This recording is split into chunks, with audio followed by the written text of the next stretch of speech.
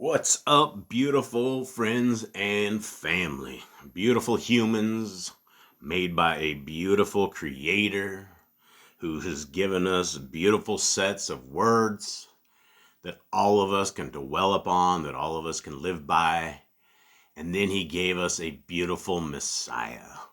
We have been given life, liberty, and truly with the scriptures that you have, we have the pursuit of happiness. And we have the pursuit of a kingdom to come. And it is because of that kingdom to come, and it is because that I have been given a couple of eyes that I can see and a couple of little holes on the side of my head that I can hear in a way that I don't even understand. I've been given this organ called the tongue, and somehow I can breathe out, move my little tongue, articulate some words, and it comes to fruition with these crazy things that we can never understand. Audio waves, things of this nature that our Creator has built for us and for all of humanity that we can communicate with. It is because He has given us a Torah. He has given us the words of Moshe. He has given us Genesis, Exodus, Leviticus, Numbers, and Deuteronomy, that I could sit here today and I can give back a little bit of loyalty to what my Creator has given to me. Now, I can never repay Him, and I can never, ever put it down like the rest of these prophets, like the savages from back in the day, guys like Ezra, guys like Nehemiah, guys like Moshe. All of these guys that came and were loyal to our Creator. All I can do is hope and attempt that I can even get a fraction of what the amazing people were. But these were the people that our Creator made sure were legitimate, were perfect in their ways. And I'm not saying they're perfect humans. I'm just saying they were perfect in their ways. We all make mistakes. We all fall short of the glory of our Creator. We break the Torah every day in words and deeds and actions. The things we don't do. Sometimes the things that we do. And this breaks Torah. And when we break Torah, we need a savior. We need a individual who is qualified to break the spiritual curse of the Torah. Because from the first time that we do evil knowingly as a child, we have fallen under the spiritual curse of the Torah, which is spiritual death. Now, the last thing that any of us is going to take away from this world is our soul. This is the one thing that all of us can battle for. This is the one commodity. This is the one asset. This is the one thing that we are told in scriptures that we need to protect. We need to guard.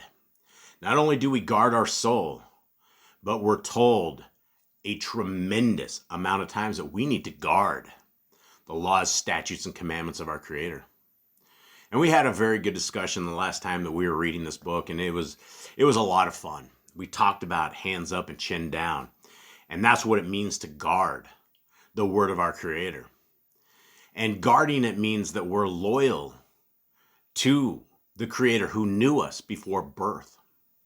I believe that our Creator has looked our souls in the eyes, that He has looked at us, that He has given us this mission in life. It's a test. Everything in life is a test. From the first moments that we can articulate and that we can know what good and evil is, it's a test. We all have choices every single day where we are tested, and we have to come clean. We have to pass these tests, and we need to get an A.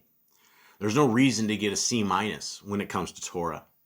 We've been given scriptures all of our lives. We are in the age of information. We are in the age of knowledge that is coming, and every single day, knowledge is performed bigger and better. We live in the world of artificial intelligence now. We live in the world where one single artificial intelligence query can give you more knowledge than sitting at the library 30 years ago, going through the Dewey Decimal System, trying to look for a book, and then we go throw our ladder around and climb up and grab the book off there, and then we begin to read. That was all we used to have. And now this information is instantaneous. It is something that is before us, and there's zero excuse for us to ever be a lazy people that is going against the word of our Creator. If you value your life, if you value the blessings that you have every single day from every single breath that you take, oh yeah, that's fresh air. That is life-saving air, something invisible that I cannot see. But without it, I'll fall over dead. And this air goes into my body and goes into my lungs, and it produces oxygen into my blood. And that oxygen pumps all through my body, pumps up to my head. The heart is located in such a place that the head gets most of the heart pumping, the greatest part. Because what happens when we lose blood to our head, right? Not a good thing. Our Creator has given us so many perfections and so many things that He's looking for a loyal people, a people who will abide by His laws, by His statutes, by His commandments, a people that will go against the flow. We will be the minnows out there in a sea of whales coming by, a sea of whales that don't care about any of the laws of our Creator. They say the laws are dead. They've been nailed to the cross. They say horrible things, like all food has been made clean. But yet, it doesn't appear in anyone's scriptures. There's not a valid scriptures anywhere that says all food has been made clean. When you read chapters, when you read them in context and you read them truly and fully, the laws of our Creator have been set for all times. They've been set for all peoples, for all generations. It never expired. It never went away. And why would you want to? Why would you want to drink blood? Why would you want to look at your children naked in a perverted sense of life? Why would you want to have invalid weights and measurements? You realize when you have invalid weights and measurements, at some point, somebody's going to come get you. They're going to be very unhappy about invalid weights and measurements. You might get shot.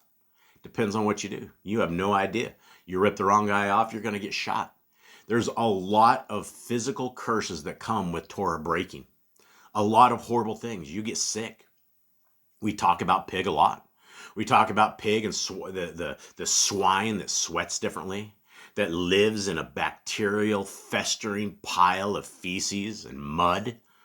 Pigs don't sweat like any other animal. So that's why you see them wallowing in bacteria and parasites and salmonella. You have pigs that have hepatitis E, and they look healthy. They look like animals of our Creator. They go around and they eat flesh, they eat the dead, they eat their young, they eat bodies, they eat stuff that we wouldn't want to eat. You wouldn't want to eat stuff like that. But when you consume a pig, you're consuming all the stuff they eat. So we've been given all of these good things and this good understanding and this good wisdom in a world of knowledge and an age of knowledge to where every single one of us can look at the Torah. You have scriptures like Yah Scriptures, the one you're looking at right before you.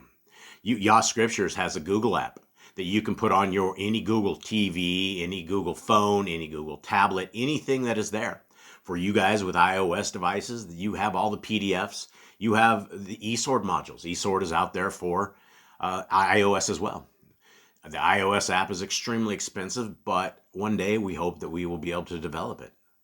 So what we have is we have all of this at our fingertips, so there's zero excuse for us to be these raging Gentiles.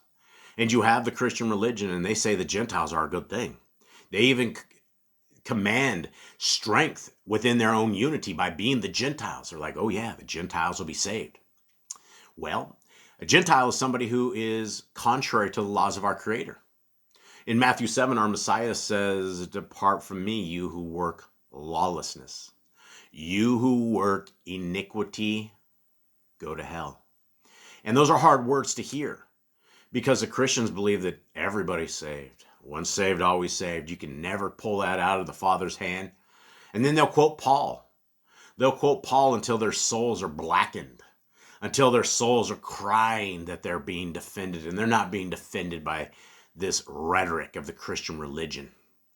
400 some thousand different religions worldwide, and probably more. You have over 40 some thousand different denominations of Christianity, and not a single one of them are the same. They all have different doctrines. Now, if we are Bible believers and we are Torah observant people, why would we want doctrines made by man? Why would we want to go against wonderful things that our Creator said? When you think about it, it's kind of foolish. It's kind of wild. It's kind of wicked. And it's something that we should all consider as we are seeking this kingdom, as we are seeking the way forward, as we are seeking our Elohim, as we are seeking our Messiah, and as we're seeking the kingdom to come. This is what we can defend. We can defend it right now. You can become loyal patriots of the Torah kingdom. There's no government on this earth worthy of defense. There's no government. There's no people that are Kodesh. But we do have a government of Elohim. And the government, the books and rules and regulations is found in scriptures. So as we consider the path forward, and as we consider a righteous people set apart, consider that we are told to write the Torah upon our hearts, upon our minds, upon our souls, that we will not sin against our Elohim. It's very important. We don't want to go through life tempting our Elohim. As mere creations of our Creator, we can be afflicted in many ways. And if those of you are called into the hands of our Creator, He can send people to death row just to get their attention. I've talked to people on death row that have been there for decades. And when I come along, they've never heard what I have to say. They've heard the zoos, they've heard the Christians, they have Christian faith-based groups and everybody's saved. But they've never heard that there is a path for covenanted people who are willing to obey the laws of our Creator. And people have said, I would rather do all this time and never, ever not do it, just so I got the point that my Creator was giving us the attention that I needed to hear, and I wasn't getting it in the free world. I wasn't seeking Him. And so it is with that, guys, today is our reading. And we're reading out of Yah Scriptures. It is right before you. This is the greatest English translation you will ever find. It doesn't get any better than this, and it has 103 books. There's 3,153 pages of baruka, blessings. Words that all say the same thing. Words that say, if you will obey my laws, my statutes, and my commandments, I will be your Elohim, and you will be my people. And it is inside this book that we are able to minister to our brothers and sisters in chains. It is because those of you out there that are helping us buy stamps, and there's a lot of you, and I can't thank you enough, but I use stamps every single day. There is not a day that goes by that I do not write somebody and use these stamps, and they are provided by the people that love our Creator and want this ministry to continue on, and I can't thank you guys enough. We are able to get scriptures into our brothers and sisters in chains. We are able to get stamps into them, and it's because of people with big hearts. You guys can go to YahScriptures.com, and under YahScriptures.com is the downloads. And under the downloads, you will be able to see this amazing app that we're just about to read out of. Now, at YahScriptures.com, you can also purchase the Big Blue Book, and you can also purchase the Paperback, the smaller one that's coming in. We're still a couple months away. And those who have placed their pre-orders, thank you very, very much for your loyalty and your trust and your love to us. And it is the revision 2 that the Paperback is going to be. And we hope and we pray that there will be another Big Blue Book in the future. But we don't know, because we don't know a lot of things when it comes to this ministry, because we funded this based upon our own hands. We threw everything that we had. In fact, we took a loan. We took a big loan, a very high-risk loan, to actually get this Big Blue Book into the hands of prisoners, because the Hallelujah Scriptures was not. They had been lying to people, fleecing people for decades, for 15 years. And it is one of these things that when we found out that the prisoners were being molested and robbed, and they were being molested because they were not given this little tiny book. The Hallelujah Scriptures is able to print their little tiny book for $4. It's amazing. Because we're not printing, we're only printing 2,000 of our paperback. We don't get anything like that, right? It is like $20, 20 some bucks. And so we don't get those good prices. But because the Yah Scriptures had been doing this for so long and have so many of these in stock, that it only cost them $4 and $2 or $3 for shipping. And they could have infiltrated the prisons worldwide. They could have changed the world and changed the lives and changed the souls. And I got a podcast coming up with a guy that was a guy I found because of an unopened letter that he had been writing the Yah Scriptures for years. And we're going to expose all this. We're going to show the darkness and we're going to show the evil these guys do. And it needs to be shown because these people are marauding off of this money. They're taking it to New Zealand and they're committing wire fraud and a tremendous amount of fraud, and it never ends. And they will run grift after grift after grift, and they will take people's money and they'll never look back. These are devils. These are demons. These are people doing the will of Hasatan. So with that, guys, let us get into this book of First Esdras. I'm working my way to Second Esdras because I really, really, really love that book. And so what we're going to do right now is we are going to do a little bit of a recap. And with this recap, we're going to talk about the first and second chapters of First and Second Esdras. Now, as you guys can see, this is the Google app. It's absolutely free of charge. It should be up on the Google Play Store inside of about 20 days. We're going through the final testing right now. We just did a whole bunch of developer accounts and we're going through it. It's actually on the Play Store, but it's not available to anybody because we're still finishing the testing. But this is it. What you will find in this book is it starts off with right here, which is a commandment that tells us that it's Shema, it's hear and obey. And it's the words that our Creator is telling us today is that we need to write his Torah up on our hearts, upon our minds, upon our souls. It needs to be everything that we have so that we do not sin against our Elohim. And in this app, you will have all of the Torah commands that we have been able to find throughout the years that we put together. And my family and I, we've worked very, very hard over the years. We've been on YouTube a very, very long time. Now let's do a quick recap. Chapter 1 is Chapter 1 of First Esdras. We are talking about the past, right? It recaps the reigns of the last kings of Yehuda. It emphasizes their disobedience to Yahuwah, and it ends in the Babylonian conquest. And inside of the Babylonian conquest, Jerusalem is besieged and destroyed. The temple, the Mishkan, is burned. The people are taken captive, and the land is desolate. And this mirrors 2 Chronicles 36, where we have Nebuchadnezzar, king of Babylon, and he captures Jerusalem, and he exiles the people. Now, last time that we read, we have chapter 2, and this focus shifts to the Persian period, specifically the decree of King Cyrus of Persia. And he allows a few of the Yahudim to return. Jerusalem is still in ruins. The process of restoration begins. The Yahudim begin to return from exile and they rebuild the temple. They're encouraged by Cyrus's decree. And then it returns the mark of the end of the Babylonian captivity, which lasted 70 years. All Bible prophecy is perfected. And that's the crazy thing about Bible prophecy is these things were written long, long, long before they went into captivity, long before this ever happened.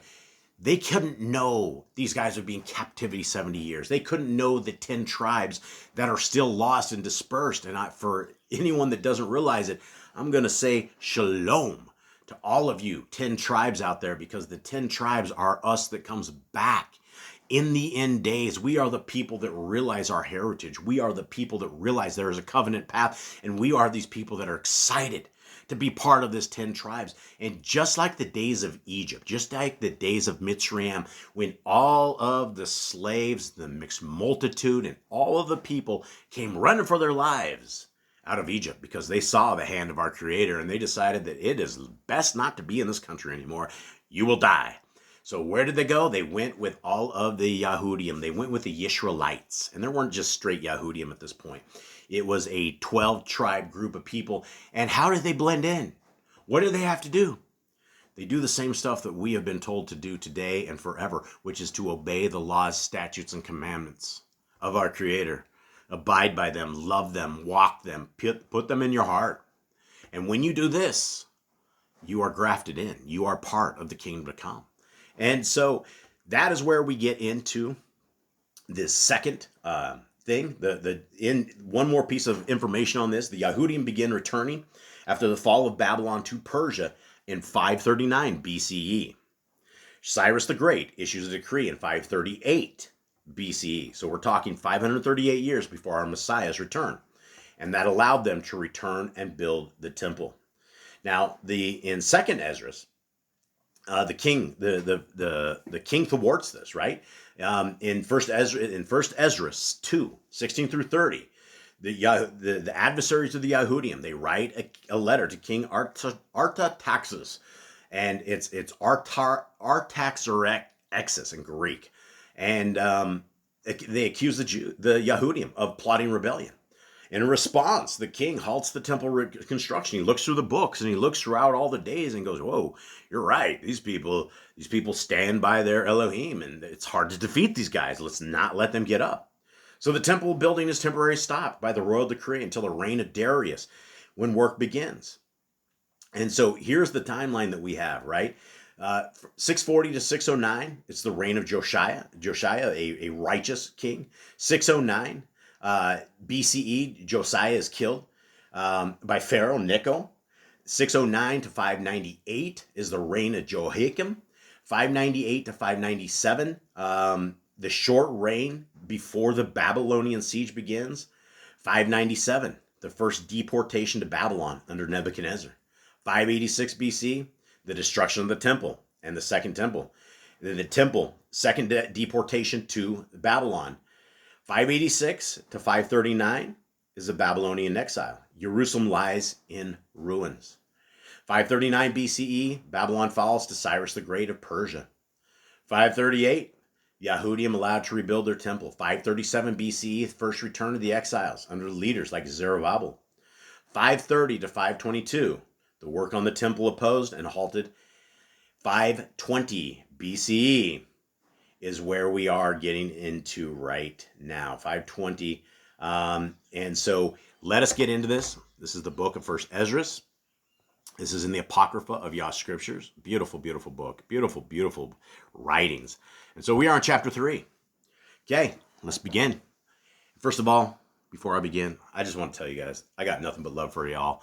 Thank you all to my family out there. Thank you all to a part of you guys who I truly consider my brothers and sisters. And I consider this because our Messiah said that those who obey the laws, statutes, and commandments of our Creator are my brothers and sisters. And so I very much expect to see all of you guys at the second coming of our Messiah, when the dead in Christ shall rise and the new world will begin. Chapter 3, verse 1.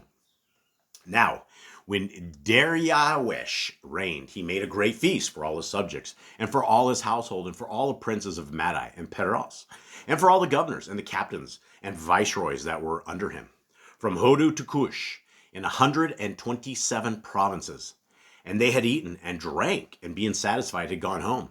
Then Darius, the sovereign, went into his bedroom and slept, and soon after awoke. Then 3 young men who were of the guards that guarded the sovereign personally spoke one to another. Let each of us speak a word of that which is strongest, and whose words shall seem wiser than the others. To him shall the sovereign Darius give great gifts and great esteem in overcoming. To be clothed in purple, to drink from gold and to sleep on gold, and a chariot with bridles of gold and a turban of fine linen and a chain about his neck. Now, for those who don't understand what exactly is happening, we have 3 Yahudim that are essentially the slaves or the main dudes that are taking care of Darius. And it's one of these things that throughout scriptures, the people of our Creator have been blessed. They've gone into captivity. You guys, you have tremendous amount of people that have influenced people. You have people like Esther, Queen Esther, that absolutely influenced things. You have just these 3 guys right here, and what you're going to see is they concocted a plan. Their plan is to come up with the very best advice that cannot be refuted as a wise man, and have this wise man be the king's main dude. And this is what all of them have done throughout the world. Think of Daniel, right? Daniel, when he did the exact same thing, and he'll be coming up as well. 7. And he shall sit next. And these are the guys, and it's like, well, this is the plan. He shall sit next to Darius because of his wisdom, and shall be called a relative of Darius. And then every one wrote the words, sealed it, and laid it under the pillow of sovereign Darius, and said, when the sovereign has risen, someone shall give him the writings, and of whose side the sovereign and the 3 princes of Paras shall judge his words to be the wisest. He shall have overcome, as was agreed. The first one wrote, okay? And this is a big thing too, right? This is putting stuff under the pillow of a sleeping king, the emperor of the land. And so this is a gutsy thing to do in of itself, but you will see that the hand of our Creator is always with us. And there's a history would not be what history was today if this chapter did not occur. 10. The first wrote, wine is the strongest. The second wrote, the sovereign is the strongest. The third wrote, women are the strongest, but above all, truth shall overcome.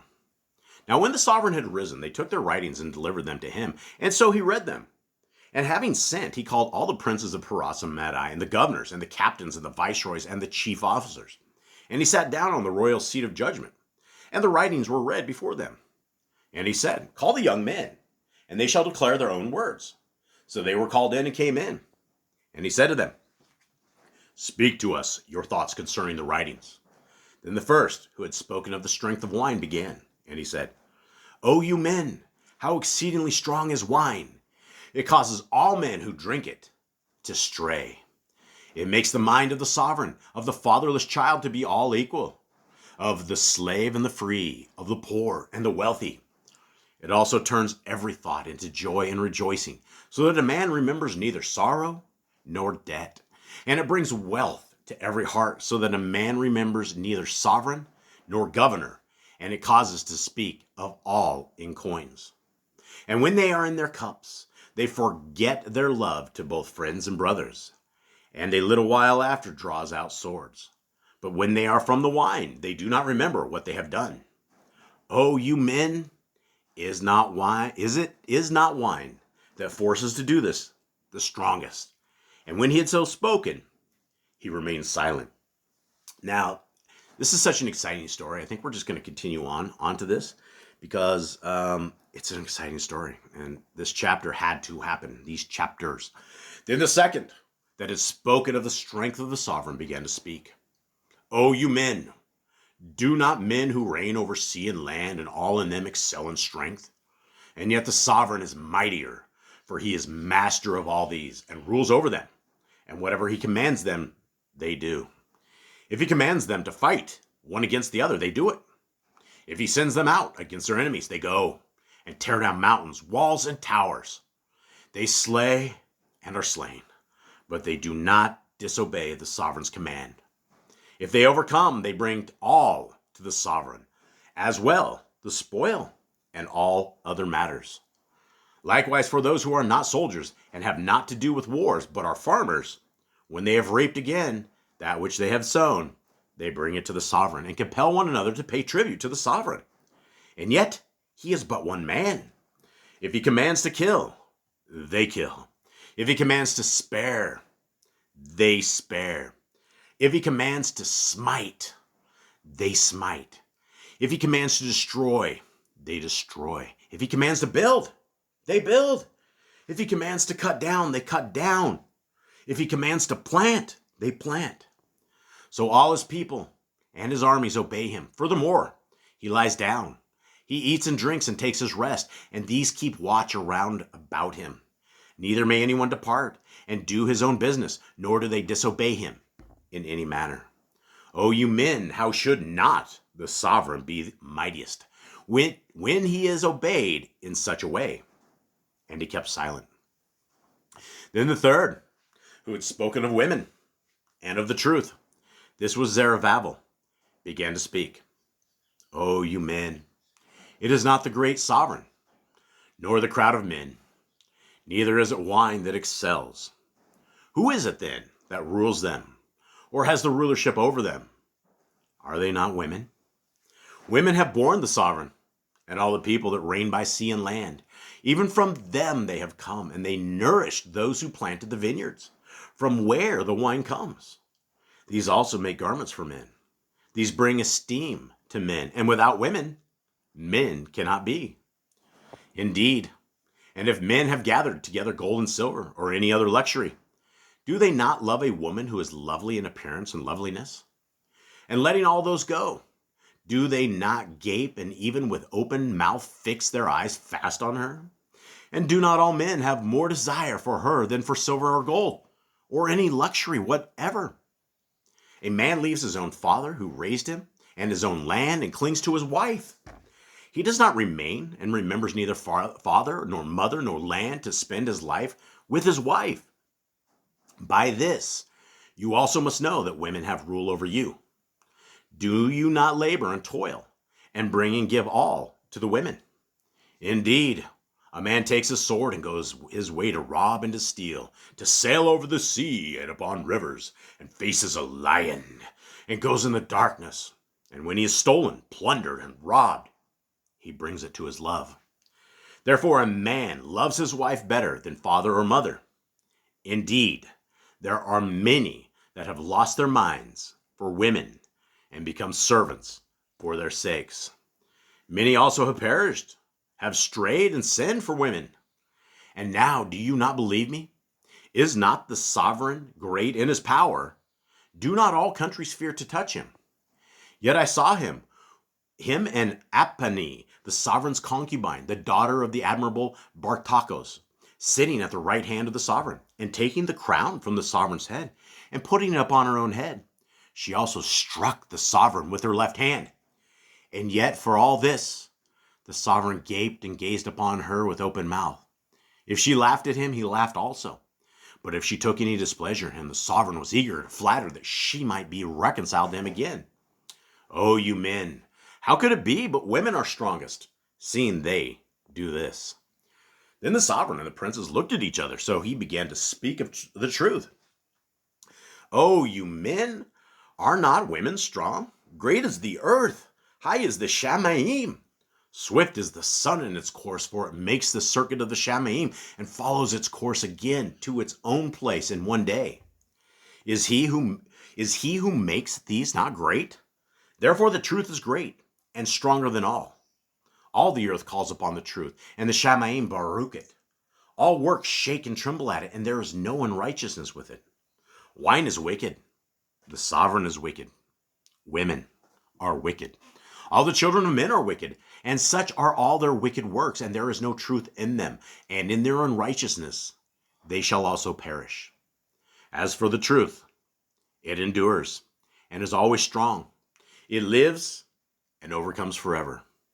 With her, there is no partiality or preference, but she does that which is righteous and refrains from all unrighteousness and wickedness. Of all men, approve of her works. Nor is there any unrighteousness in her judgment, but she is the strength, reign, power, and excellence of all ages. Baruch be the Elohim of truth. And with that, he remained silent. And all the people then shouted and said, Greatest truth and strongest of all. Then the sovereign said to him, well, okay, before we get into this was quite the speech. This was a very wise guy that put it down and very much impressed all of the princes, all of the kings, all of the magistrates, all the high-ranking people that were sitting here listening to this. So what happens here? Then the sovereign said to him, Ask what you would, more than what is appointed in the writing, and we shall give it to you, because you have been found wisest, and you shall sit next to me and shall be called my relative. Then he said to the sovereign, Remember your vow to build Jerusalem, which you swore in the day when you came to your reign, and to send all the vessels that were taken away from Jerusalem, which Koresh put aside, when he vowed to destroy Babel, and to send them there again. You have also vowed to rebuild the Hayekel, which the Edomites burned when Yehudah was laid waste by the Kasdites. And now, O Master the Sovereign, this is what I require, and which I desire from you. And this is the princely kindness proceeding from yourself. I desire, therefore, that you fulfill the vow, the works of which you have vowed with your own mouth to the sovereign of the Shamayim. Then Darius, the sovereign, stood up and kissed him and wrote letters for him to all the treasurers and viceroys and captains and governors, that they should safely transfer both he and all those who would go up with him to rebuild Jerusalem.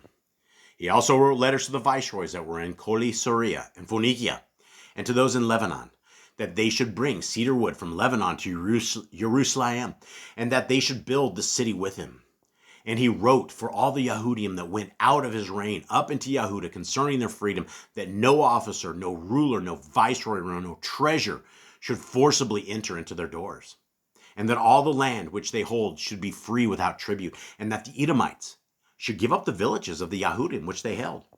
Even that there should be given 20 kickers yearly toward the building of the Hayekel, until the time that it was built, and another 10 kickers yearly to maintain the burnt offerings on the altar every day, for they had a command to offer 17, and that all those who went from Babel to build the city should have freedom, that as well as their descendants, all the Kohanim that went away.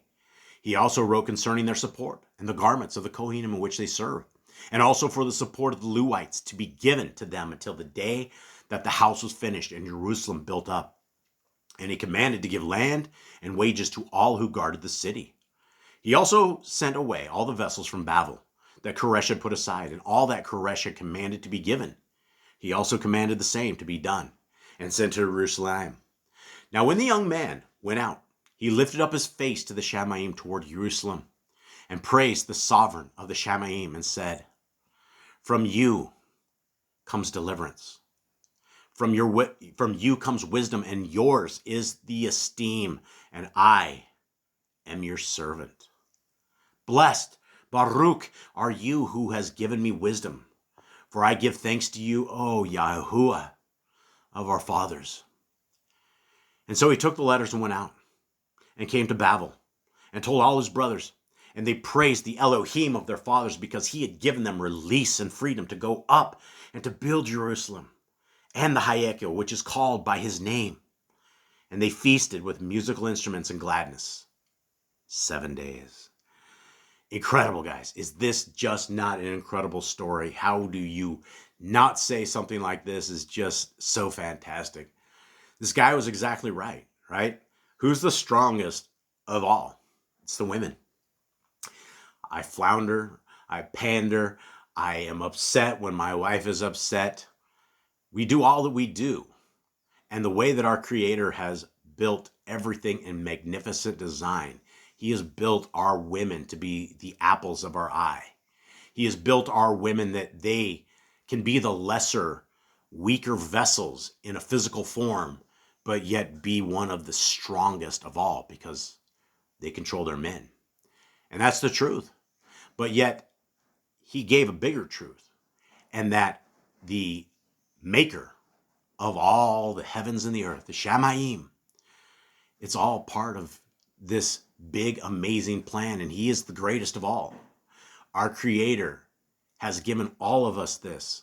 He gave us this life and this understanding that we can praise him, that we can thank him. He has given us prayer so that we can talk to him. He has given us messengers that are here to protect us and to keep us safe from all these demons and devils that constantly try to rage against the Torah keepers. This is the path forward, guys. This is the way to the second kingdom. And there's no better path, and there's no better way. And it is with that I want to again thank you all for being a part of this reading, for being a part of my family, and for letting me share the excitement of these stories. As you can obviously tell, I get very excited when I read these things because they are amazing reads. I hope you guys have a great week. And until we meet again, much love.